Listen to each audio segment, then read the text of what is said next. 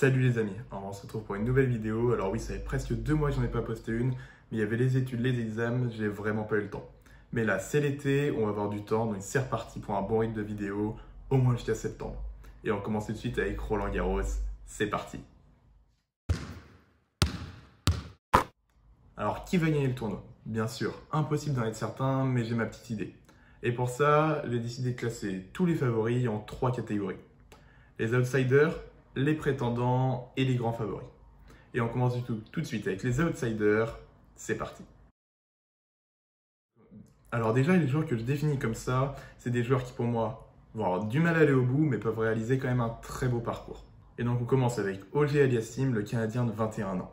Il réalise la meilleure saison de sa carrière, ça a été le premier joueur né au 21e siècle à atteindre le top 100, et il a gagné cette année son premier tournoi en battant Tsitsipas à Rotterdam, après avoir atteint les quarts de finale à l'Open d'Australie.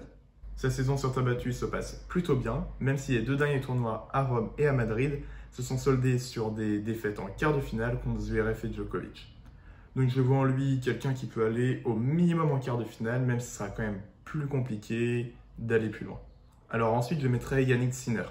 L'Italien tout aussi jeune a déjà prouvé de belles choses à Roland Garros. En effet, c'est le premier joueur depuis Nadal à atteindre les quarts de finale par sa première participation. Et ça, c'était en 2020. Depuis, il s'est affirmé et l'année dernière, il a atteint les 8e de finale, éliminé par Rafael Nadal une nouvelle fois. Le seul doute que je dois avoir par rapport à lui, c'est sa capacité à élever son niveau face aux adversaires d'un meilleur calibre. En effet, cette année, il a gagné qu'une fois face à un top 10, c'était face à Rublev, et dans sa carrière, ça lui est arrivé très rarement. Mais après, je pense qu'il peut tout de même, comme Auger Aliassime, réaliser un très beau tournoi, avec une potentielle quart de finale, voire une demi-finale si le tableau qui se présente devant lui est plutôt favorable. Enfin, mon dernier outsider, et je pense pas qu'il soit le plus attendu au vu de ses performances en individuel cette année, c'est Diego Schwartzman. Mais tous les ans, il se révèle encore plus régulier sur terre battue et notamment à Roland Garros. Alors cette année, ses résultats sont plutôt moyens, mais il s'est surtout concentré sur le double avec John Isner par exemple, cette dernière semaine, avec qui ils ont formé un duo plutôt marrant avec 38 cm de différence. Je vous mets une photo. Après, il aura quand même fait un bon tournoi à Barcelone en atteignant la demi-finale. C'est vrai que cumuler le double et le simple, on sait que c'est pas facile. Mais au vu de sa régularité, je me fais aucun souci pour lui et je pense qu'il sera capable, comme d'autres années, d'aller chercher au minimum un quart de finale, voire un demi-finale, comme pour les 2 précédents si tout se passe bien. Mais c'est vrai que je ne le vois pas capable d'aller gagner le titre par exemple, contrairement aux 3 suivants que je vais vous citer qui sont mes prétendants. Alors commençons par le finaliste de l'an passé qui s'était incliné en 5-7 après plus de 4 heures de jeu face à Djokovic, Stefanos Tsitsipas. Au fur et à mesure de sa saison sur terre battue, il est monté en puissance, avec un quart à Barcelone, une demi à Madrid et une finale à Rome. Il arrive donc en pleine forme, à Roland et plein de confiance. Alors on sait tous de quoi il est capable, mais est-ce que ce sera suffisant pour concurrencer les 3 que je mettrai en grand favori? J'en suis pas sûr. Et donc on enchaîne tout de suite avec le numéro 2 mondial qui revient tout juste de la compétition. Et c'est ça qui me fait le placer ici et non pas dans les grands favoris. En effet, c'est la plus grosse interrogation de ce tournoi, c'est Medvedev. Est-ce qu'il sera prêt? On l'a vu trop court face à Richard Gasquet cette semaine.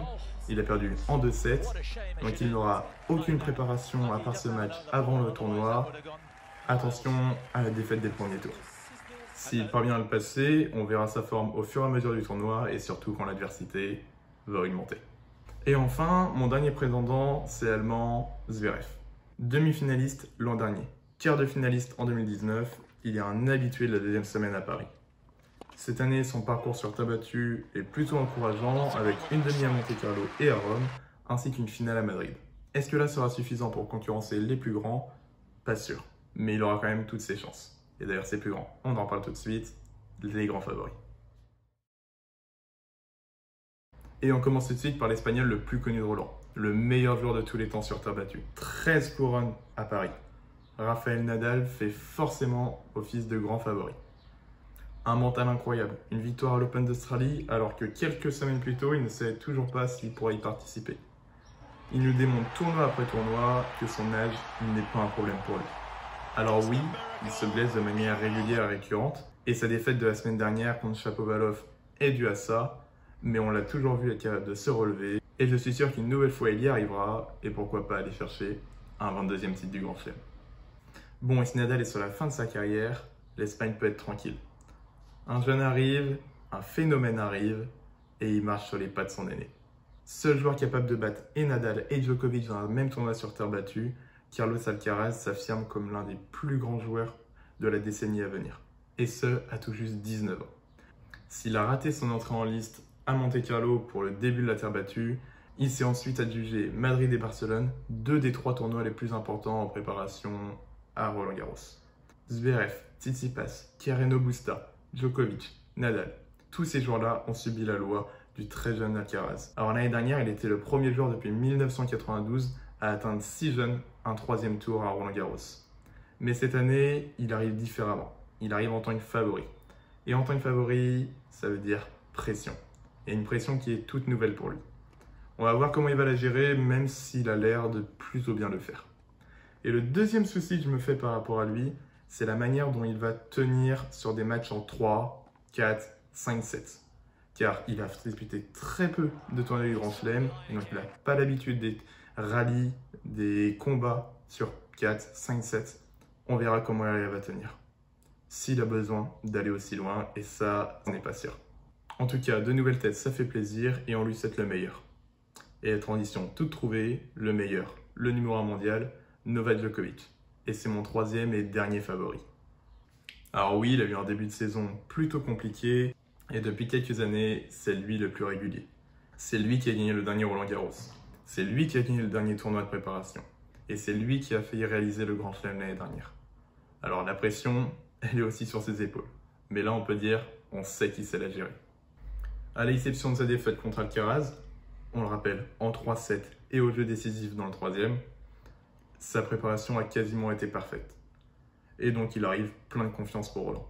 Bon, si je devais faire un résumé, moi j'aimerais bien une victoire d'une nouvelle tête, que ce soit un des prétendants ou Alcaraz, mais bon, si Nadal va chercher un 14e, ce sera une nouvelle fois historique. Et si c'est Djokovic, il reviendra à égalité avec Nadal au nombre de grands chelems. Et bon, la course au GOAT sera encore bien longue.